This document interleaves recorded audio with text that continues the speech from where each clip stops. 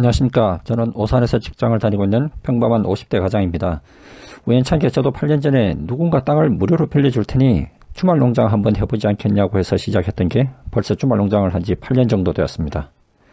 농사를 전업으로 하는 전업농이 아니기 때문에 아직도 매년 농사를 짓는 봄이 되면은 무엇부터 해야지 하고 혼란스러운 초보이지만 그동안 경험한 것들 그리고 경험하게 될 것들을 하나하나 같이 나누면서 소통하고 싶어서 채널을 오픈했습니다. 앞으로 가급적 시간이 날 때마다 그리고 새로운 일이 있을 때마다 소식을 전하도록 하겠습니다. 저는 누군가 촬영해 줄 사람도 없고 또 촬영하면서 농사 일을 하기도 애매한 듯하여서 가급적이면 사진 또는 그림으로 방송을 하려고 하는데 혹 필요한 때가 생기면 직접 촬영해서 올리는 경우도 있겠지만 우선 화면과 음성으로 방송하고자 합니다. 앞으로 또 제 이야기를 할 기회가 있을 때 다시 제 소개는 좀 더 자세하게 하도록 하고 오늘은 간단하게 제 소개는 이렇게 마무리하도록 하겠습니다. 자, 오늘 첫 번째 주제로 무엇을 할까 하다가 주말 농장을 시작하려고 하는 분들이 처음에 가장 당황스러운 게 뭘까 하고 생각해 봤습니다. 막상 남들이 하는 것을 보고 좋아 보여서 시작하는 게 주말 농장이지만 이것도 준비 없이 무턱대고 시작하다가는 조금 하다가 그만두거나 포기하는 경우가 생기게 마련인데요. 실제로 제가 주말 농장을 했던 어떤 곳에서도 바로 옆밭에 주말 농장을 하겠다고 처음에 호기롭게 어떤 젊은 부부가 애들을 데리고 시작하는 것을 보았는데 4월, 5월 지나고 나서 조금 더워지는 6월달, 7월달 되니까 주말 농장을 전혀 관리를 안 하는 바람에 잡초가 창궐하고 정글이 되는 바람에 제 밭에 피해를 준 경험이 있었습니다. 그래서 결국 나중에 전혀 나타나지 않으니까 그 많은 잡초들이 제 밭으로 넘어오는 것을 막기 위해서 제가 낫을 가지고 옆에 밭에 잡초를 전부 베어버렸던 경험이 있는데요. 이처럼 제대로 관리를 하기가 어려운 것들이 생각만큼 쉽지 않은 게 주말 농장이라고 봅니다. 어찌됐든 조금이라도 주말 농장을 성공하기 위해서 그리고 시작하기 위해서 가장 먼저 해야 될 것이 뭘까요? 여러 가지 있겠지만 제 생각에는 우선 농사를 지을 땅이 있어야 되지 않겠냐라고 생각했습니다. 제 소원이 집 근처 멀지 않은 곳에 한 100평 정도 되는 땅이 있으면 컨테이너 하나 조그만하게 올려놓고 또 자그마하게 거기서 주말 농장 키우면서 주말에 가서 좀 즐기는 것 이런 것입니다. 근데 워낙 주변 집값의 그 땅들의 값들이 워낙 비싸니까 아직은 엄두를 못 내고 있습니다. 그래서 오늘은 주말 농장을 처음 시작하는 분들이 주말 농장 부지를 선정할 때 고려할 사항이 무엇이 있을지를 제 개인 경험을 통해서 말씀드리고자 합니다. 부지 선정에 있어서 첫 번째는 주말 농장의 위치라고 생각합니다. 제 생각에는 집에서 걸어갈 수도 있는 위치에 주말 농장이 있다면 가장 좋다고 생각하고요. 그렇지 못하다면 차로 이동한다고 했을 때에도 한 15분 정도 내외 거리에 있어야 된다고 생각합니다. 또한 만약 출퇴근하시는 분이라면 본인의 출퇴근 길 사이에 중간에 있는 땅이 가장 좋다고 생각합니다. 흔히 주말 농장이라고 생각해서 정말 주말에만 가서 약간 물 주고 하면 되겠지라고 생각할 수 있는데 절대 그렇게 해서는 제대로 관리가 안 됩니다. 그래서 적어도 일주일에 한두 번, 주중에 한두 번은 농장에 가서 물을 주고 관리할 수 있는 위치에 있는 것이 가장 좋습니다. 물론 주말에는 토요일 또는 일요일 중 최소 하루는 2-3시간 정도 일을 해야 된다고 생각하셔야 되고요. 제가 거리를 중요하게 생각하는 게 처음에 제가 누가 땅을 무료로 준다고 해서 아까 주말 농장을 했던 곳이 저희 출퇴근 동선하고 상관이 없고 집에서 차로 20분 정도 가야 갈 수 있는 곳에 땅이 있었습니다. 그러다 보니까 농사도 초보인데다가 주말에만 한 번씩 가보니까 온갖 잡초에 산짐승 등등으로 인해서 피해가 엄청났죠. 그래서 첫 해는 제 나름대로 열심히 해보겠다고 땅도 파고 모종도 심고 등등 했었는데 아무것도 수확을 한 게 없어서 완전히 실패를 했던 경험이 있었습니다. 그래서 농장의 위치가 그만큼 중요하다고 생각을 합니다. 자, 두 번째로 부지 선정에 있어서 중요한 것은 주변의 환경이라고 생각합니다.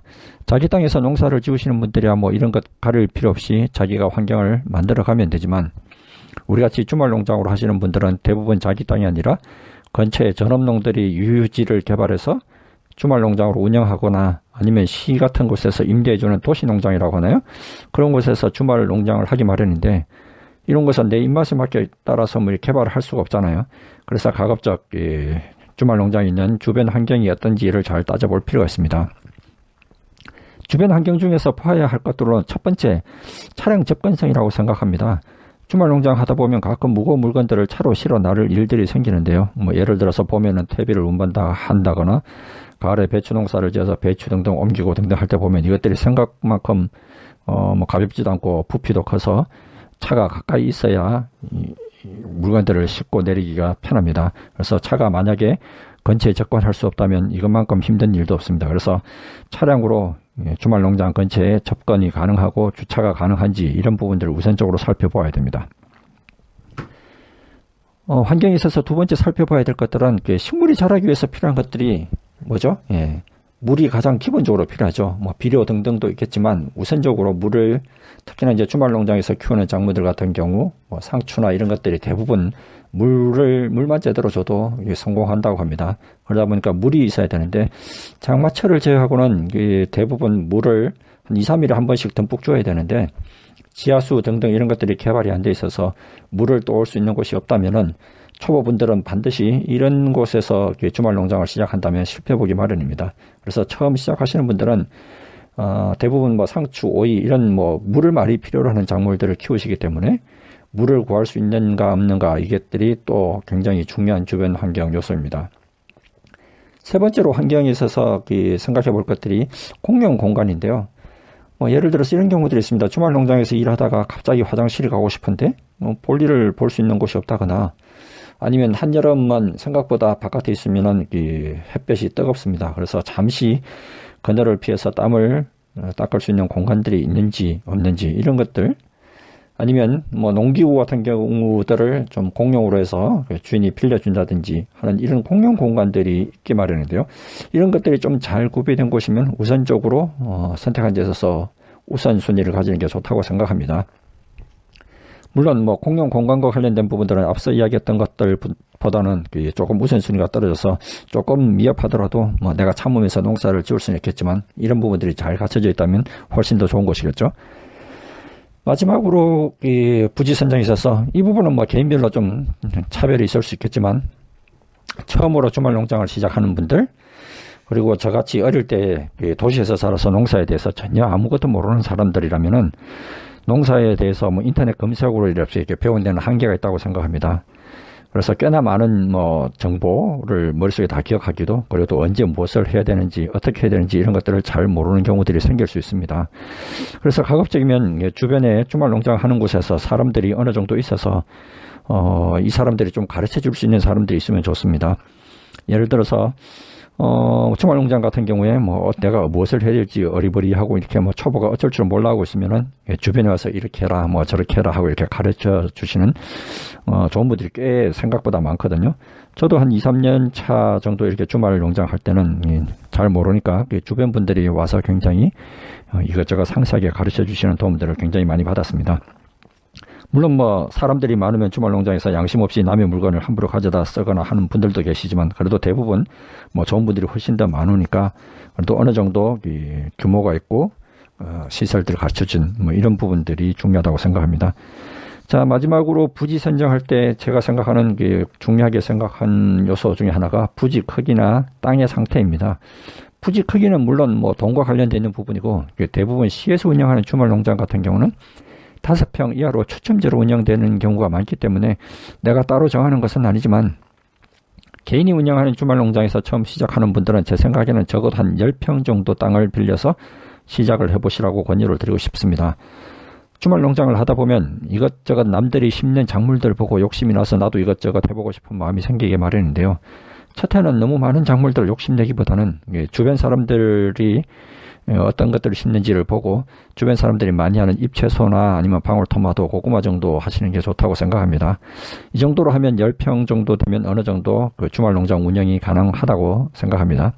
한 10평 정도면은 한 집 보통 상추 같은 경우 2, 3집 정도 충분히 먹을 수 있는 양들이 나오니까 생각보다 넓은 땅이라고 생각하시면 될 것 같습니다. 그리고 조금 해보다 보면은 자기 적성에 맞거나 아니면 좀 더 감당이 되겠다 싶으면 20평 정도 하면은 일반 가정집의 경우는 이것저것 여러 가지 작물들에서 차고 넘칠 정도의 충분한 크기라고 생각합니다. 자, 두 번째로 부지 상태는 흙 상태를 말하는 건데요.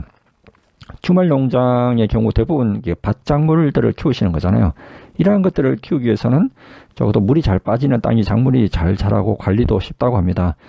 저는 나름 운이 좋았던지 몇 년 동안은 나름 물 빠짐이 좋은 곳에서 농사를 짓다가 작년에 좀 사정이 생겨서 새롭게 시작하는 주말 농장에 땅을 20평을 빌려서 주말 농장을 시작했었는데, 이 땅이 진흙이 너무 많은 땅이어서 작년 한 해는 임대료, 모종값 뭐 등등 주말 농장에 들어간 돈이 수십만 원이 들어갔음에도 불구하고 거의 작물들을 수확하지 못해서 한 해 농사를 완전히 망쳤던 기억이 있습니다. 물론 뭐 그렇게 하기 위해서 수고했던 제 노동비는 말할 것도 없고요.